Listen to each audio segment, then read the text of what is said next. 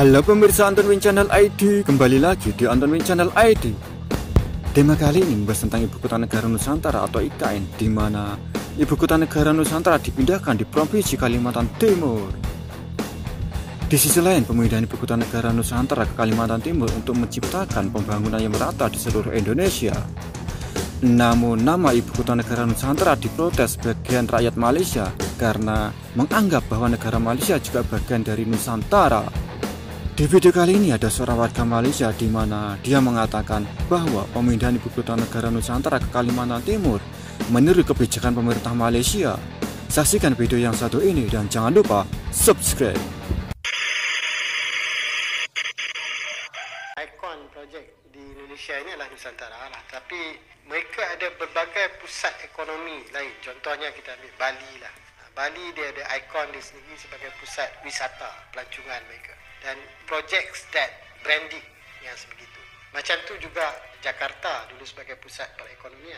Tetapi saya rasa Indonesia ni dia nak meluaskan peranan wilayah-wilayah yang ada dan dia nak menghasilkan potensi-potensi ekonomi baru dalam wilayah yang berbeza. Itu cara dia untuk menangani jurang ekonomi antara wilayah dia. Saya percaya Jakarta akan terus mempunyai peranan dia. Tetapi dia nak expand terus. Itu jangka masa panjang, of course. Itu antara potensi-potensi yang mereka telah berfikir daripada sekarang. Macam tu juga Malaysia. Satu waktu dulu bila kita ada Kuala Lumpur, tiba-tiba kita bangunkan Putrajaya. Orang lain pun kata mengarut dan sebagainya. But it happened. Dia mengembangkan potensi ekonomi kepada tempat-tempat lain. Dan itu memberi satu niche area. Pusat pentadbiran kita adalah Putrajaya. Pusat ekonomi kita di Kuala Lumpur. So dia memberi peranan yang berbeza. Kita ada idea sebegitu. Contohnya Cyberjaya lah. Satu dulu sebagai pusat multimedia super corridor. Tapi pelaksanaan implementation ni gagal lah bagi saya. Tetapi idea tu ada pada ketika itu. Tapi berapa signifikannya kalau kita bincang tentang Nusantara atau sebagai pusat ekonomi, ia juga menggambarkan bagaimana foresight dia. Bagaimana Indonesia sekarang ni berfikir jangka masa panjang. Saya nak bagi beberapa simbol lain lah. Kata bagaimana Malaysia dulu pun. Bila Malaysia mencanangkan nak buat KLCC. Orang kata ni membazir besar. Saya pada jiwa muda saya pun fikir masa tu macam tu juga. Tapi kita lupa bahawa dia sebenarnya adalah satu penjenamaan kepada negara. Dia memberi signal kepada negara-negara luar bahawa Malaysia ni boleh membangunkan infrastruktur sebegitu. Moden sebegitu, gas begitu. Dengan facilities yang dikaitkan dengan Petronas dan sebagainya. So that is a symbol bahawa Malaysia ini ada potensi untuk berkembang, ada teknologi dia. Macam tu juga Formula F1. Bila kita bangunkan, orang mengadu kata benda tu, kata wastages dan sebagainya. Tetapi Formula 1 ini dia bukan semata-mata racing kita. Dia adalah satu konsep untuk kita menguji kemampuan jentera kita. Pembangunan kejuruteraan kita dalam konteks otomotif dan sebagainya. Kita nak test satu inovasi baru, teknologi baru. Itu signifikannya. Macam tu juga 5. Apabila dia dibentuk, dia bukan semata-mata satu exhibition, tetapi dia jadi satu hub kepada teknologi ketenteraan yang terbaru. Dan dalam konteks teknologi, the most advanced technology would be military. Jadi kalau kita nak tengok yang paling hebat, yang paling banyak investment dalam negara-negara maju, mereka akan invest kepada militarization. So itu sebenarnya menjenamakan negara. Saya rasa itu juga konteks yang berlaku di Nusantara. Mungkin bagi saya, mungkin mereka juga belajar daripada kita. Tapi kita tak belajar dengan diri kita sendiri. Yang mana di situ mereka bercakap tentang ekonomi baru di Nusantara. Bercakap tentang autonomous vehicles, autonomous public transport, AI teknologi, data center, smart building, green city. Semua itu memberi gambaran dan cuba menjenamakan Indonesia kata ini adalah negara masa depan. Dan kesan daripada itu, of course, dia cuba mempengaruhi interest, minat kepada investor, pelabur-pelabur. Dia kata, wah, ini bukan the backward city yang kita bayangkan dulu.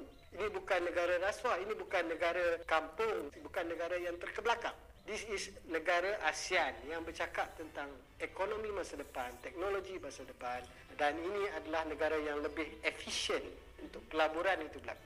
Bagi saya, jika model itu dibina dan berjaya dibina sedemikian dengan pasaran mereka yang sebegitu luas, di Indonesia rakyat mereka sebagai konsumer yang besar, maka bagi saya dia akan merevolusikan Indonesia. Dan it is coupled dengan beberapa usaha lain. Contohnya bagaimana mereka merevolusikan pendidikan mereka pada hari ini.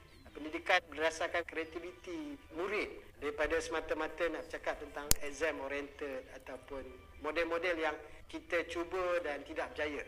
Bila saya dengar kata Malaysia tu bising kata kita punya pendidikan PDPR, pendidikan atas talian ni gagal, bagi saya ni satu masalah yang cukup besar.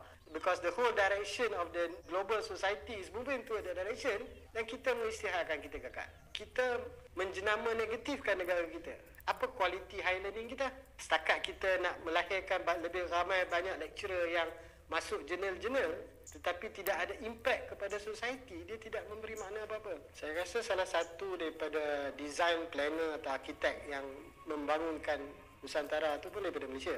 Sekarang ini pula dengan berbagai investor baru, dengan ekonomi baru yang... Oke teman-teman semuanya, sudah kita saksikan bersama-sama reaksi warga Malaysia tentang IKN atau Ibu Kota Negara Nusantara, di mana orang Malaysia tersebut mengatakan bahwa IKN atau Ibu Kota Negara Nusantara ini dianggapnya meniru Malaysia, di mana Malaysia juga pernah memindahkan Ibu Kota Negara dari Kuala Lumpur ke Putrajaya, di mana Putrajaya menjadi pusat pemerintahan sedangkan Kuala Lumpur menjadi pusat perekonomian. Dan orang Malaysia menganggap bahwa pemerintah Indonesia meniru kebijakan dari pemerintah Malaysia. Oke teman-teman, kita harus menjelaskan tentang apakah Indonesia meniru atau tidak masalah pemindahan IKN atau Ibu Kota Negara Nusantara. Dan sebenarnya ini adalah hanya asumsi orang Malaysia saja. Karena apa? Karena pemindahan Ibu Kota Negara Indonesia ini pernah diwacanakan oleh Bapak Presiden pertama kita, yaitu Bung Karno, di mana Bung Karno ingin sekali memindah Ibu Kota Indonesia dari Jakarta ke Kalimantan. Jadi ini bukan meniru dari Malaysia ya teman-teman. Pemindahan Ibu Kota Negara dari Jawa, Jakarta ke Kalimantan ini disambut baik oleh seluruh rakyat di Pulau Borneo ya, Kalimantan ya, termasuk Sabah dan Sarawak gitu. Jadi masyarakat Sabah dan Sarawak ini juga mau menyambut baik dan gembira tentang pemindahan Ibu Kota Indonesia ke Nusantara, karena lebih dekat daripada Sabah Sarawak ke Semenanjung harus melewati laut ya, jauh gitu lah. Karena terlalu jauh ya teman-teman, antara Sabah Sarawak ini harus ke Semenanjung karena harus lewati perairan Natuna Indonesia gitu loh. Jadi kalau Malaysia ini mau nggak mau kalau dari Sabah ke Semenanjung atau sebaliknya Semenanjung ke Sabah Sarawak itu harus melewati Laut Natuna, itu milik Indonesia ya teman-teman. Ini orang Malaysia ini harusnya jangan seenak-enaknya menghina orang Indonesia. Karena apa? Malaysia Barat dan Malaysia Timur ini mau nggak mau harus melewati Laut Natuna, sedangkan Natuna ini milik Indonesia gitu. Dan pembangunan Ibu Kota Negara Nusantara ini untuk menciptakan pembangunan Indonesia sentris, yang dulunya hanya Jawa sentris, sekarang menjadi Indonesia sentris ya. Jadi kalau yang mungkin pemerintah Indonesia dulu hanya berfokus di Jawa, tapi sekarang seluruh Indonesia, maka diciptakanlah pembangunan Ibu Kota Negara Nusantara ya. Ini mungkin sama nasibnya dengan Sabah dan Sarawak. Dari dulu sampai sekarang ya yang paling didamakan hanya di Semenanjung, sedangkan Sabah Sarawak ini dianaktirikan. Mungkin Sabah Sarawak juga ingin sekali ibu kota dari Malaysia itu dipindah ke Sabah atau Sarawak, tapi itu tidak mungkin. Karena apa? Orang Semenanjung itu kalau ke Sabah Sarawak harus pakai paspor, sedangkan orang Sabah dan Sarawak kalau ke Semenanjung nggak perlu ya. Ini kemungkinan besar tidak mungkin, kecuali kalau Sabah Sarawak punya Raja Sultan atau menjadi Perdana Menteri Malaysia, mungkin bisa jadi.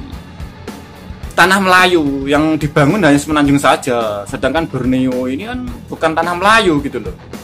Oh teman-teman, bagaimana menurut Anda? Silahkan teman-teman berkomentar di bawah kolom komentar. Cukup sekian video dari saya. Apabila ada kesalahan, mohon maaf yang sebesar-besarnya. Wassalamualaikum warahmatullahi wabarakatuh. Salam NKRI.